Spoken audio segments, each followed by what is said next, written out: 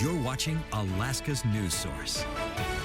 Today on the Morning Edition, a joint operation between Anchorage Police, state troopers, and the FBI raided multiple businesses and homes in the Mat-Su and Anchorage on a human trafficking bust. We'll bring you the latest in what law enforcement is saying. Plus, Fort Wainwright is having some work done starting next Monday, so if you're headed that way, be prepared for some changes. We'll break down what they're doing and what to expect. And later, melting snow piles often reveal surprises, the usual garbage, but these snow piles, they're revealing buried cars. Yeah, old cars. We'll take a look and find out why they were buried as the Morning Edition starts now. Good Friday morning, everyone. We made it to the end of the week. We are also melting all that snow, but I don't think we're that bad to where there are whole cars under our snow piles. Yeah, I think Juneau was kind of on par at one point during the winter season, but now it's all rain. And that's really what the forecast is, especially as we head into the weekend. You can see in Anchorage and even into Juneau, lots of those wet roads as you make your way out of the door this morning. And more rain is to come as we progress through the day today and even heading into the weekend. Now, right now across South Central, these temperatures are sitting in the low to mid 30s with overcast skies. But Anchorage, we did see a little bit of a drizzle just a few minutes ago. You can expect a little bit more of that to carry on through the rest of your day today. During the morning hours, this is when you may see a little bit more of that wintry mix with some snowflakes mixed into that rain. You'll notice that over into Cordova, these are actually where temperatures are sitting just a little bit warmer, but that's where a lot more of that rain is going to start off your day. But as we progress into the afternoon, as temperatures begin to warm just a little bit more, you'll see that transition into more of rain rather than that wintry mix. So brace for more of those scattered showers throughout the day today, and then we'll expect a lot more of that rain to come into the Copper River Basin for today. Now, the same storm impacting the Copper River Basin is also shifting into southeast, and that's going to carry all the way through your Saturday. So in southeast, get ready for lots of that moderate to heavy rainfall throughout your day today. Cloudy skies will begin to move in by Saturday across Anchorage and South Central in general. So Saturday, when we're going to catch a little bit of a break from that wet weather. But in the meantime, brace for some of those scattered showers throughout the day today, mostly through the afternoon hours. Then that'll carry into the overnight hours before calming down just a little bit more on Saturday. So for today across South Central, get ready for a lot more of that wintry mix. I know I've been talking about it all week, and it's hard to get creative when it's the same thing every day. So brace for these temperatures in the low to mid 40s for those highs. Scattered showers will continue with a lot more of that consistent rainfall into areas like Whittier and Valdez. But for across the state, these temperatures sitting a little bit closer to 40 degrees for the interior, but lots of that heavy rainfall expected into southeast today. I think one thing is really clear. As a result of this investigation, it's clear that trafficking human beings is unacceptable in the state of Alaska. Sex trafficking is a problem far beyond Alaska. Nationally, the Human Trafficking Hotline reports more than 9,000 cases in the latest yearly totals.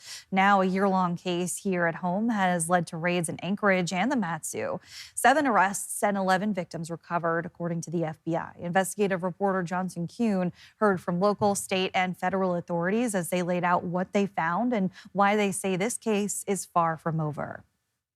This week, Alaska law enforcement took significant action to disrupt suspected sex trafficking and commercial sexual exploitation in our communities. Law enforcement from APD, Alaska State Troopers, and the FBI executed search warrants Wednesday at 7 businesses in Anchorage and the Mat-Su Valley, described as illicit massage parlors. Those businesses include Jasmine Spa, Zen Massage, Stream Health Spa of Wasilla, and Phoenix Health Spa, Owl Health Spa, Renew Day Spa, and Red House Massage of Anchorage. 2 Anchorage residences were also searched. The following 7 people were among those arrested on second and or third degree sex trafficking charges. Authorities say investigators believe some of these operations were a front for organized criminal activity involving the exploitation of vulnerable people. We think about victims that are in a location that are hard to get to. They're being victimized in the location that they're working, and to have law enforcement enter into that location, build and establish relationships, and then to get victims to talk about things that are very difficult to talk about, to trust law enforcement in a situation that they traditionally don't trust law enforcement. The FBI says 11 victims were recovered during the operation, and none of them are Alaska residents. Human trafficking criminal enterprises operate in plain sight while victims are exploited for labor, services, and commercial sex acts through force, fraud, or coercion. Law enforcement confirmed the people believed to be victims were offered support services through governmental and nonprofit organizations. This threat cannot be fought by one agency alone. Johnson Kuhn, Alaska's news source. Investigators reiterated this is still an active case and more charges could follow. For anyone who may need help or want to make a report, investigators encourage you to call the National Human Trafficking Hotline. That's 888-373-7888. More information about getting help is also on our website. Drivers headed to Fort Wainwright will see some big changes at the main gate as it expands to 3 lanes on Monday. Construction on the Gaffney Road entrance will last through the summer, adding a canopy over the ID checkpoints and expanding them from 2 lanes to 3. During the work, inbound vehicles will use commercial vehicle gate, while commercial traffic is rerouted to the Montgomery Gate off Badger Road. And once the main gate project wraps up, crews will continue with additional lighting upgrades around the entrance. And once we go 1 June, then the commercial side gets shut down so we can get the lighting project started off, and the school season will be over, and then we'll turn around and go full steam into getting the rest of this compliant. And then, of course, we'll open it back up before school starts. The work is expected to wrap up in September. This is slated to be the final round of renovations at the main entrance. A shocking case in Willow is raising questions about delays, warning signs, and whether more could have been done. More than 24 dogs found dead on one property. We want to let you know this story does have video from a viewer that is hard to watch. Joe Allgood spoke with the people who found the dogs and shares the grim details. 25 dead dogs. That's how many Michael Dolinar found on this property on Tuesday, April 14th. And he and others were concerned about the dog's well-being as far back as January. Dolinar, along with nearby kennel owner Alyssa Boozer, first started getting concerned in January because they said it was a long time since the owner of the dogs had been seen around the property. To all of us, it looks like there's no one there. So Mike went, and before he went on property, we started a recorded video. Have a house, really. And there's no straw. I saw one dog didn't have a roof on its house. It had ripped the roof off just out of boredom. After that, Boozer called Mat-Su Animal Control and pleaded with them to check on the dogs. Promise me, we care about these dogs. We care about dogs. We've got a whole community here that cares about these dogs. And promise me that you're going to keep checking. But after months of seemingly no activity and only ever spotting one dog, they feared the worst. I have a feeling that there's something going on. We need to at least check on this one dog. So that's when he went over and found all of the dogs dead. And others in the community can't recall a case quite like this. To this extent, I think that from what I've heard, this is one of a kind. Only that one dog survived. Which is absolutely incredible, because when a dog starts to starve, they start breaking down. The group wishes action had been taken sooner. We would have done. I mean, they could have just said, it's out of our hands. If y'all want to save the dogs, go and start unhooking dogs and put them in your truck. We reached out to the owner for comment, and they did not return our phone call. We also reached out to Mat-Su Borough Animal Control shortly before noon on Thursday. They have not yet responded. As of Thursday, no charges have been filed. Joe Allgood, Alaska's news source. And of course, you can follow along with us on air and online as we continue to cover that story and learn more. The governor spoke at the Encounter Summit, Arctic Encounter Summit conference Thursday. There, he discussed Alaska's role in the Arctic and what the future of energy looks like in the state. A big part of those discussions was the proposed LNG pipeline. The governor drafted a property tax bill, abating upwards of 10 years of property taxes for the pipeline. That's gotten a lot of criticism from both local mayors and state lawmakers. Our political reporter Will Courtney asked the governor what he thought about those remarks and ultimately said he didn't see it as criticism. I would characterize it less criticism and more questions about what is this going to look like, how will this impact the local communities, how do the local communities benefit. If we don't have a pipeline, there's no benefit. It's actually problematic because we're going to have to import gas. Discussion on that bill is set to continue in the Senate Resources Committee for the next 2 weeks.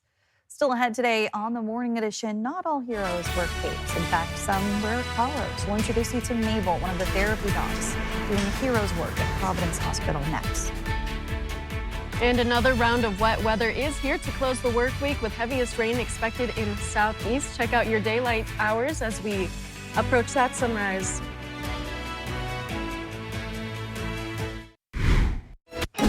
Welcome back in on this Friday morning, seeing some of that daylight, but it's being covered by some pretty thick clouds, Bailey. Yeah, it is gloomy, and you know what? I love this kind of weather. This is my thing, but I know that it's not for everybody. But as we look ahead for the next few days, we're still holding on to a little bit more of that moisture in the air. Cloudy skies expected to start off the weekend, but as we wrap up our work week, you can expect a little bit more of that snow-rain mix throughout the day today in South Central. Mostly rain, though, as those temperatures continue to warm.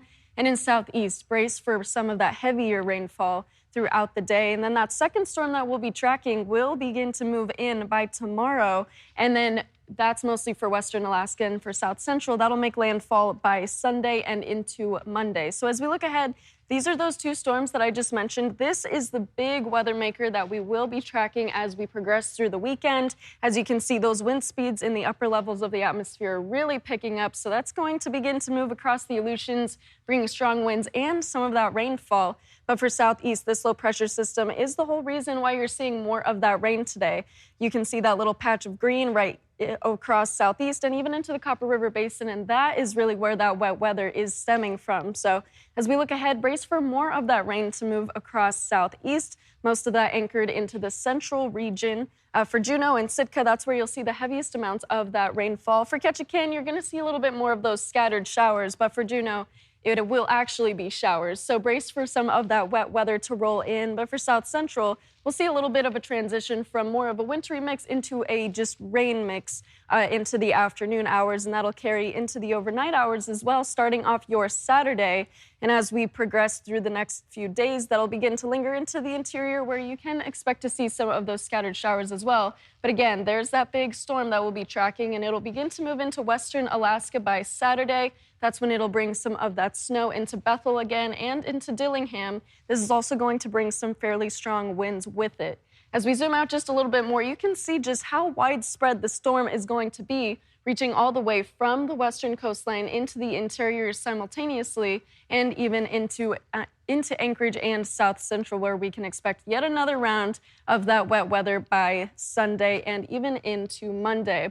So I mentioned that winds are going to be a fairly big impact with this storm. You can see the size of that storm just in terms of that wind. What's highlighted in yellow is going to be wind gusts up to about 40 miles per hour, but what's highlighted in purple, that is much stronger winds. This is going to be tracking up the Aleutians, mostly for today and into the overnight hours, but then by Saturday morning, that'll extend all the way up into the Alaska Peninsula before reaching into areas like South Central and even areas like the Seward Peninsula by Saturday morning or by Sunday morning and even into Sunday afternoon. So wind is the next thing that we're really tracking with this next big storm. But for Southeast today, expect more of those heavier to moderate showers into areas like Juneau, reaching all across the entire region. Highs in the low to mid 40s, but for the interior, highs are going to reach near 40 degrees, a little bit cooler into Fort Yukon with more of those showers expected for Fairbanks and across South Central. Just more of those scattered showers expected throughout the day today. Heavier amounts expected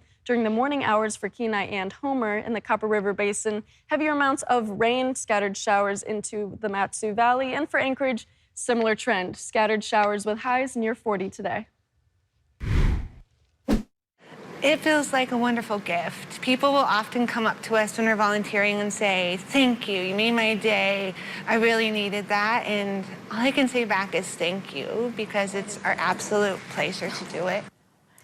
You've heard the saying, not all heroes wear capes, and that's true at Providence Hospital, where this little hero, who happens to wear a collar, is making the halls feel a lot brighter. Danny Tompkins follows Mabel, a 15-pound therapy dog, to show us how paws and a wagging tail can bring comfort, calm, and a much-needed smile to patients and families. At Providence Hospital, joy fills the halls in a pretty unusual way. That's so cute. This is Mabel, a 15-pound Lhasa Apso and a certified therapy dog with Providence's Pet Assisted Wellness Services, or PAWS program for short. Volunteer Julie Evanson brings Mabel in to offer something medicine alone can't. For anyone who has ever needed a little comfort, Tracy O'Connor says a wagging tail can go a long way.